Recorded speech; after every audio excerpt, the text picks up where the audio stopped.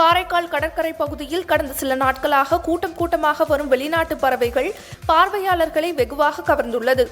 இந்தியாவின் பறவைகள் சரணாலயமாக வேடந்தாங்கல், கோடியக்கரை மட்டுமின்றி அலையாத்தி காடுகள், அதிகம் உள்ள பிச்சாவரம், முத்துப்பேட்டை பகுதிகளும் திகழ்கின்றன.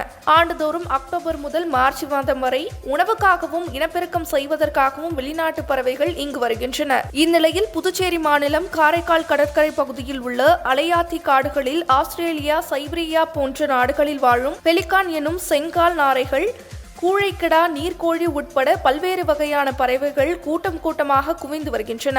புதுச்சேரி அரசு காரைக்கால் மாவட்டத்தை சுற்றுலா பயணிகளை ஈர்க்கும் வகையில் பல திட்டங்களை அறிவித்தாலும் முழுமையாக செயற்பாட்டிற்கு வரவில்லை. உலக பிரசித்தி பெற்ற திருநள்ளாறு ஸ்ரீ சனி பகவான் ஆலயம், புகழ்பெற்ற ஸ்ரீ காரைக்கால் அம்மையார் ஆலயம், நீண்ட நிலப்பரப்புடைய கடற்கரை என சுற்றுலா பயணிகளை கவரும் அனைத்து அம்சங்களையும் கொண்டுள்ள காரைக்கால் மாவட்டத்தில் கூடுதலாக கடற்கரை பகுதியில் இயற்கை அளித்த வரமாக சுமார் 10 ஹெக்டேர் பரப்பளவில் அலையாத்தி காடுகள் உள்ளன.